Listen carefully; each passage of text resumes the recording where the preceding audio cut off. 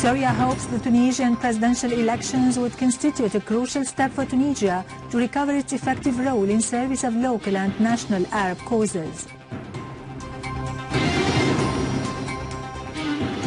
Al-Baji Qaed al-Sebsi wins the Tunisian presidential elections, getting 55.68% of the votes. The Iraqi army eliminates ISIL terrorists near Al-Ramadi.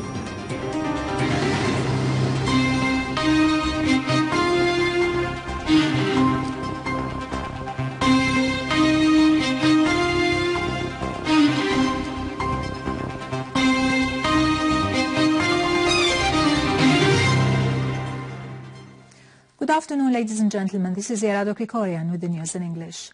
An official source at the Foreign and Expatriates Ministry has expressed the Syrian Arab Republic's congratulations to the Tunisian president, government and people for the success of the recent presidential runoff, during which the Tunisian people, the minister added, have clearly outlined their options, expressing hope that those elections would constitute for Tunisia a crucial step on the way of recovering its effective role in service of the local and Arab national causes. Al-Baji Qaed al-Sebsi, head of Nida Tunis party, has won the Tunisian presidential elections after winning 55.68% of the votes. The Tunisian Presidential Elections Higher Commission has declared the victory of Al-Baji Qaed al-Sebsi in the recent presidential elections to the post of President of the Tunisian Republic for the upcoming 5 years. Al-Sebsi has won 55.68% of the votes.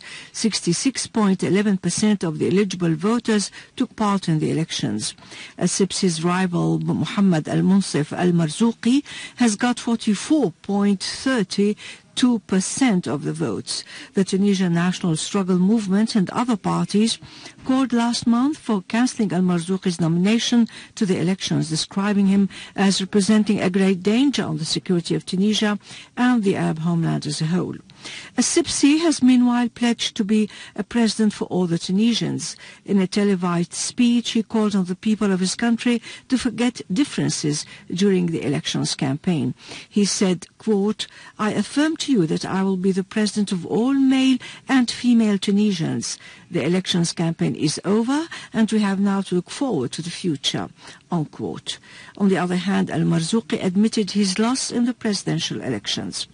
Having become the president of Tunisia, Al-Sebsi should, according to the constitution, abandon his chairmanship of Nida Tunis party in order to form a new government. The party has won 86 seats out of 217 at the parliament. It needs a coalition government because it lacks majority. However, it remains the first bloc after getting 86 seats, whereas the Islamic Al-Nahda party comes next, winning 69 seats. Al-Sebsi has been meanwhile congratulated over his victory in the elections by the European Union and the American and Egyptian presidents Barack Obama and Abdel Fattah al-Sisi.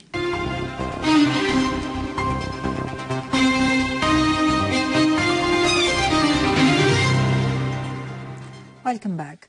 The Syrian Arab Army continues to pursue terrorists in Harasta in Damascus countryside. The Syrian Arab Army has found a tunnel that is 160 meters long and 7 meters deep, extending from Harasta Jobar Arbin, crossing in the direction of the municipality building and Lamis factory.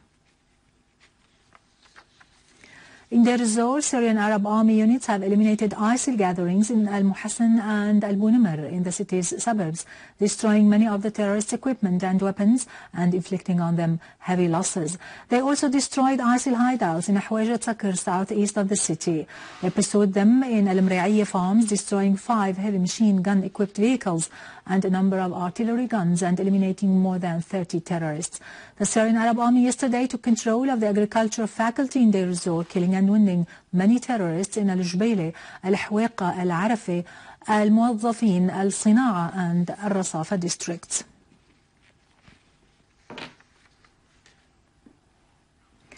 Also in Deir, a new group of tribesmen from the western and eastern countryside of the governorate joined the Syrian Arab Army in order to repel the terrorists of ISIS who are threatening the security and stability of the city. The new group of recruiters received the necessary military exercises to be ready for the battles. ISIS terrorists committed a new massacre against the people in Deir ez-Zor's eastern countryside, executing 6 civilians in the town of Sbeyhan in Al-Mayadin, mutilating and deforming their bodies, accusing them of resisting the group. Local sources in the town said that terrorists from ISIS executed the 6 citizens and crucified them on the roundabout of At-Tayyara at the entrance of Sbeyhan 3 days after abducting them.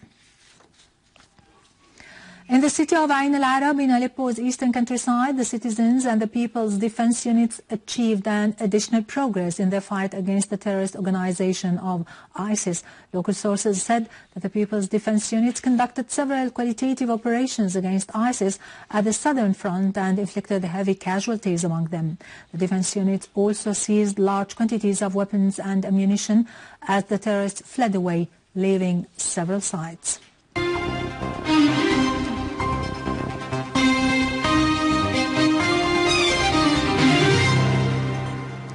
In Iraq, the Iraqi army continued its operations to purge several areas from the terrorists in Al-Anbar and Salah ad-Din. A military source said that an Iraqi security force supported by the tribesmen killed 10 terrorists from ISIS while they were trying to sneak into a Sinjariya area east of Al-Ramadi. Finally, in Palestine, Palestinians in Al-Quds repelled renewed attacks on Al-Aqsa Mosque by Israeli settlers who were supported by the Israeli occupation forces. The Palestinian prayers tried to prevent the Israeli settlers from performing their provocative rituals inside the mosque. The Israeli occupation forces arrested a number of Palestinians to intimidate those who wanted to defend the mosque. Meanwhile, Israeli forces of occupation raided several neighborhoods and villages in occupied Jerusalem, arresting 5 Palestinians, including a child, to be added to 8 others arrested in an Israeli aggression on the West Bank. Also, the Israeli bulldozers demolished many of the Palestinians' shops near Al-Beireh city. With this, we conclude our news for today. Thank you for watching. For more details about Syria and the region and to view this bulletin again, you can always visit our website in English, syriaonline.sy. Now to latest business and market news with Nariman Qassam, but after a short break.